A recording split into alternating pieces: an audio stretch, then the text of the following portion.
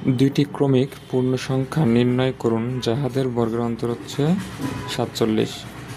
তাহলে দুইটি ক্রমিক পূর্ণ সংখ্যা, একটি ছোট সংখ্যা বের করতে হবে আর একটি বড় সংখ্যা। তাহলে ছোট সংখ্যা নির্ণয়ের সূত্রটি হলো বর্গের অন্তর থেকে 1 বিয়োগ করতে হবে, আর তাকে সেই বিয়োগফলকে 2 দ্বারা ভাগ করতে হবে। তাহলে বর্গের অন্তর কত দেওয়া আছে? 47, তার থেকে 1 বিয়োগ করতে হবে,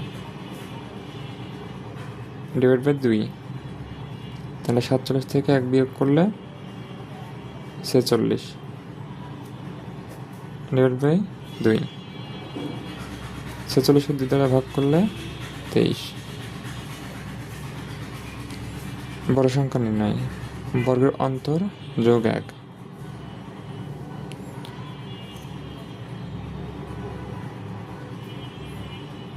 বর্গের অন্তর হলো 47 যোগ 1 ডিভাইড বাই 2। তাহলে 47 আর 1-এ 48, ডিভাইড বাই 2।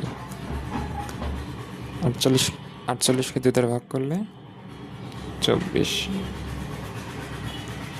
তাহলে ছোট সংখ্যাটি হলো 23, বড় সংখ্যাটি হলো 24, আর দুটি পূর্ণ সংখ্যা হলো 23, 24।